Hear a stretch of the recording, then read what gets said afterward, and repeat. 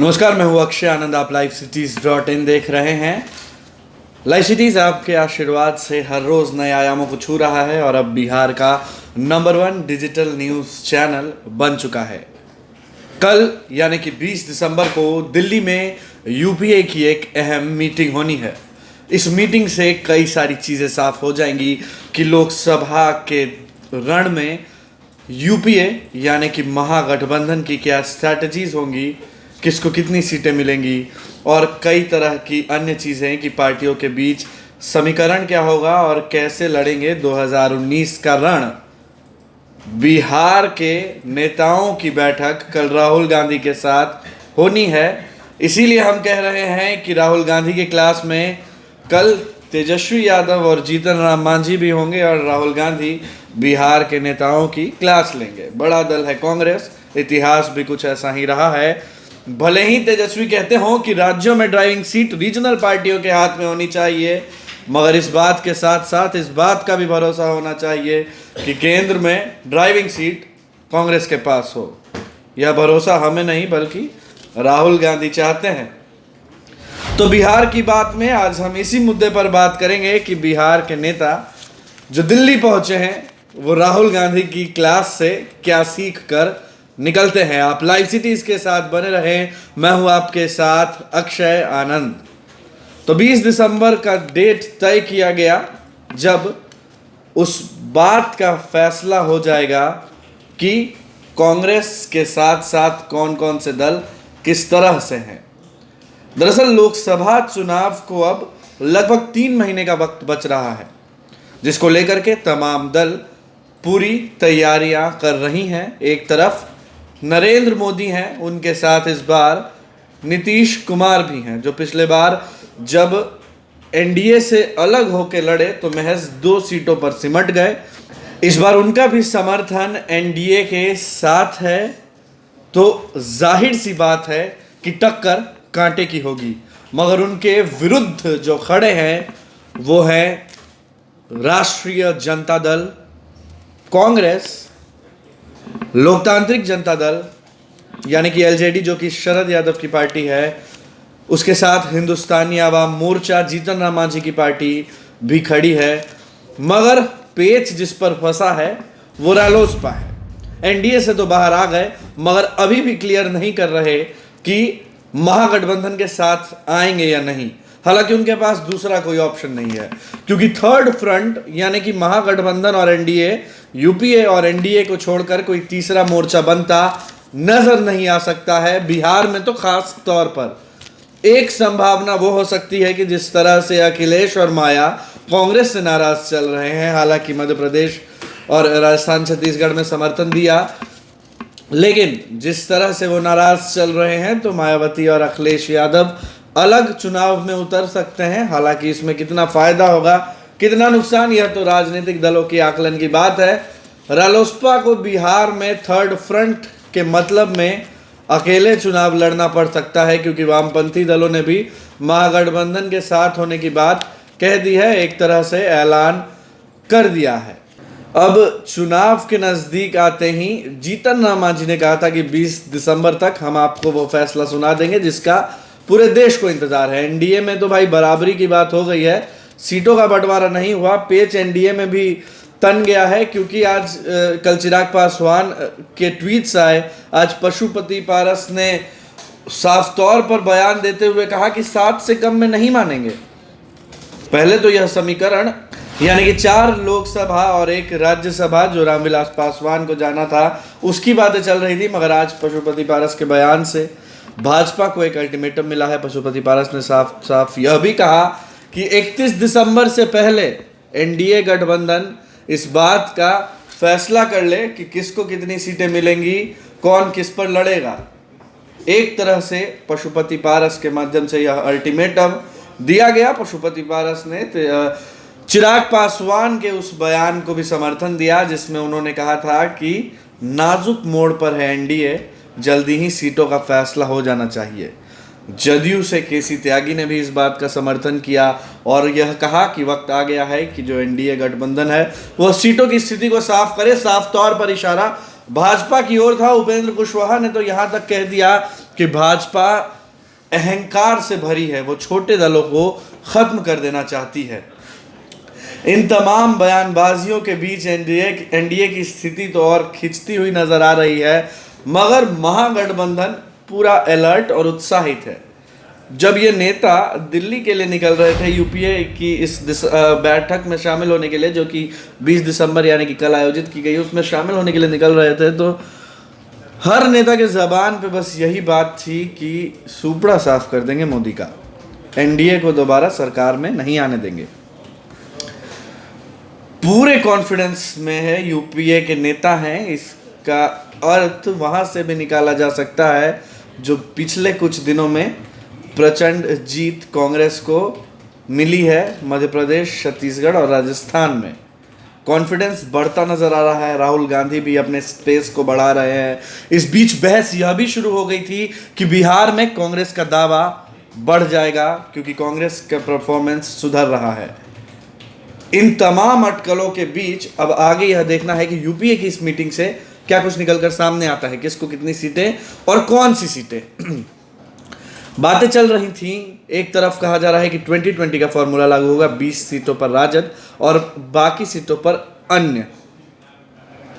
कुछ कम ज्यादा हो सकता है, 12 से 10 पे कांग्रेस, 18 से 20 पर राजद, 3 पर जीतन राम मांझी या 2 पे भी सिमट सकते हैं। शरद यादव को 1 से 2 सीटों की बात चल रही है। कम्युनिस्ट पार्टी को भी 1-2 सीटें देनी ही पड़ेंगी। और उसके साथ साथ जो बड़ा स्पेस छोड़ा गया है उपेंद्र कुशवाहा के लिए, उपेंद्र कुशवाहा का वो बयान अब महंगा पड़ता नजर आ रहा है, जिसमें उन्होंने कहा दिया था कि लालू प्रसाद यादव रिटायर हो गए हैं और तेजस्वी ट्रेनिंग पर हैं। बिहार में महागठबंधन की सबसे बड़ी पार्टी राजद है और राजद के अभी के सबसे बड़े नेता तो तेजस्वी यादव ही नजर आते हैं क्योंकि लालू प्रसाद यादव जेल में। तो अगर रालोसपा महागठबंधन का दामन थामती है तो बेशक उन्हें तेजस्वी यादव के नेतृत्व को कम से कम विधानसभा में तो स्वीकार करना ही पड़ेगा। शायद इसी बात की असमंजस में उपेंद्र कुशवाहा रुके हुए हैं, महागठबंधन के सामने भाव खा रहे हैं। लालू प्रसाद यादव को इस बात की नाराजगी है कि उनसे ना बात करके कांग्रेस से बात चल रही है रालोसपा की, कांग्रेस से सेटिंग बनाना चाह रहे हैं। कहीं ना कहीं बिहार में कांग्रेस की स्थिति को बेहतर और मजबूत करने का प्रयास कर रहे हैं। ठीक है, राजद भी उनके साथ है, लेकिन जो राजद के वोट्स हैं और जो राजद नेतृत्व करता आ रही है महागठबंधन का, उसकी भी एक अलग वैल्यू है, लालू प्रसाद यादव की भी अलग वैल्यू है। अगर लालू प्रसाद यादव कोई फैसला सुनाते हैं तो उसे काट पाना बिहार में महागठबंधन के भीतर तो किसी नेता के बस में नहीं होगा। हालांकि उपेंद्र कुशवाहा कब तक दामन थामते हैं महागठबंधन का, ये भी देखना होगा। कल के दिन को बड़ा इसलिए भी माना जा रहा है क्योंकि 1:30 बजे जो यूपीए की बैठक आयोजित थी उसे 4 बजे तक के लिए एक्सटेंड कर दिया गया है। और 4 बजे किसकी एंट्री होगी? कयास ऐसे लगाए जा रहे हैं कि उपेंद्र कुशवाहा भी 4 बजे इस बैठक में शामिल होंगे और कल ही इस बात का ऐलान हो जाएगा कि उपेंद्र कुशवाहा महागठबंधन के साथ हैं। हालांकि उपेंद्र कुशवाहा भी होल्ड पे डालने में एक्सपर्ट है। जिस तरह से उन्होंने एनडीए छोड़ने के फैसले को एकदम अंत तक ले गए और फिर अनाउंस किया, उसी तरह से महागठबंधन में शामिल होने की बात को भी कहीं वो और डिले ना कर दे। लेकिन डिले में उनका नुकसान है, इसमें तेरा घाटा है, क्योंकि जैसे जैसे दिन बीत रहे हैं महागठबंधन के भीतर भी एक दूसरे पार्टियां प्रेशर बना रही हैं कि सीटों को डिवाइड कर दिया जाए। और जीतन राम मांझी और कम्युनिस्ट पार्टी बहुत फेवर में नहीं नजर आ रहे हैं उपेंद्र कुशवाहा के। मगर जाहिर सी बात है कि बिहार की राजनीति में लवकुश समीकरण को तोड़ना है, कुशवाहा को अपने साथ लेना है, जिससे कि जो 6% कुशवाहा, ऐसा कहा जाता है कि बिहार में लगभग 6% कुशवाहा है और हर सीट में इनकी भूमिका रहती है, उसे अपने साइड करके आगे अगर ड्रास्टिक चेंज देखना चाहती है महागठबंधन तो बेशक इंतजार करना पड़ेगा। मगर कांग्रेस भी है, राजद भी है, कांग्रेस भी मजबूत हो रही है, राजद भी अपनी तैयारियां जोर शोर से कर रही है, सीटों की कॉम्प्रोमाइज करने को भी कम ही तैयार है। तो दिक्कत आ सकती है, दिक्कत ये आ सकती है कि अगर महागठबंधन यानी कि यूपीए ने अपनी सीटों को तय कर दिया तो उपेंद्र कुशवाहा के लिए नो एंट्री हो जाएगी। जब नीतीश कुमार अकेले लड़े, सुशासन बाबू कहलाते थे, लौकुश राजनीति के पुरोधा भी माने जाते हैं, तो उन्हें 2 सीट हासिल हुई। हालांकि उस बार मोदी महालहर भी था, मगर उपेंद्र कुशवाहा अगर तीसरे मोर्चे के चक्कर में है तो बिहार में कितनी सफलता हासिल कर पाएंगे यह तो देखना होगा, क्योंकि एक तरफ मोदी और नीतीश साथ हैं, दूसरी ओर तेजस्वी का यूथ भी बोल रहा है, कांग्रेस भी अच्छा परफॉर्म कर रही है, राहुल गांधी ज़्यादा इफेक्टिव होते नजर आ रहे हैं। तो जो रण है 2019 का वो बेशक और रोमांचक होता जा रहा है, खास तौर पर बिहार के लिए। इस बीच लोजपा के तरफ से जो हेरा फेरी हो रही है उसने इस सिस्टम को और गर्मा दिया है। मौसम वैज्ञानिक कहलाते हैं रामविलास पासवान, और अब संसदीय बोर्ड के नेता चिराग पासवान हैं, उन्होंने भी मौसम को भांपना शुरू कर दिया है। तभी कल के वो दो ट्वीट्स सामने आए, वो निकल कर सामने आए और यह बातें आपके सामने रखी गई। उसके बाद आज पशुपति पारस की नाराजगी और कहीं जो 2019 के पहले लोजपा ने पलटी मार दी, फिर तो मौसम ही बदल जाएगा। जब रामविलास पासवान को मौसम वैज्ञानिक कहा जाता है और हर बार वह जिस गठबंधन के साथ होता है वो जीत जाती है, तो सीटें चाहे 6 घसके या 7, मगर मैसेज बहुत भयंकर घसक जाएगा कि लहर मोदी के विरुद्ध हो गई है अगर रामविलास पासवान ने पलड़ा बदल दिया है। हालांकि पलड़ा बदलने की बात आज नहीं कही गई, बस चेतावनी और अल्टीमेटम दी गई, क्योंकि सिचुएशन मजबूत दिख रहा होगा, लेकिन जैसे ही मजबूत सिचुएशन शिफ्ट हो गया, रामविलास पासवान देरी नहीं करेंगे पाला बदलने में, तुरंत महागठबंधन में आएंगे। और आज ही उनके दामाद अनिल साधु ने महागठबंधन का प्रतिनिधित्व करते हुए यह साफ साफ कहा है कि आप आ जाएं, सीटों पर हम कॉम्प्रोमाइज करने को तैयार हैं, क्योंकि मौसम वैज्ञानिक का साथ मिलते ही सीटों को लेकर कॉम्प्रोमाइज भी कर लिया जाएगा, क्योंकि जीतने की संभावनाएं बढ़ जाएंगी। पूरे देश भर में एक मैसेज चला जाएगा कि मोदी कमजोर पड़ चुके हैं। तो लोजपा को बचा के रखना एनडीए के लिए भी महत्वपूर्ण है। महागठबंधन बेशक अपना जाल फेंकेगा ताकि रामविलास पासवान एनडीए से इधर आए, लेकिन राजनीतिक सरगर्मियों के बीच मौसम वैज्ञानिक उन्हें ऐसे ही नहीं कहा जाता है। सियासत के मौसम वैज्ञानिक वो हैं और उनका जो फैसला होगा वो अल्टीमेट होगा।